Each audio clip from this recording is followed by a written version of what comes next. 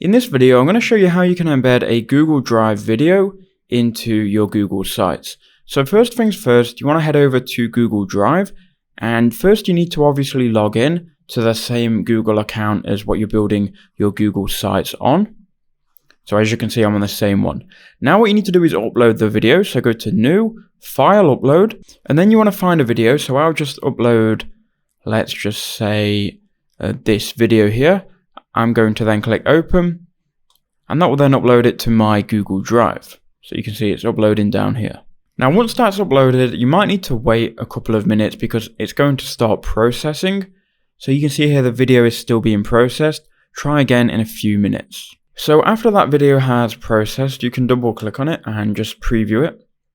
I'm just using a test video for this example. But what you need to do is now is right click on that video, go to Share, and once this window opens, you want to change the general access to anyone with a link. This way you can put it publicly on your website. So now click Done.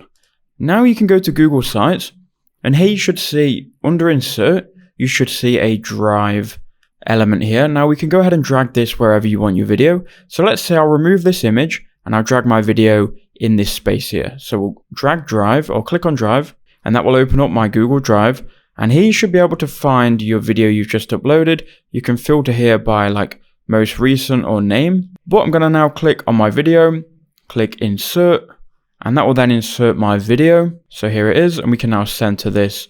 We can also make this bigger as well. We can stretch it out if need be. So now we'll publish this. And now when we view this website here, once it loads, we can scroll down and you can see we have the video embedded. Now, obviously you can have this at whatever size you want. People will then be able to play that video.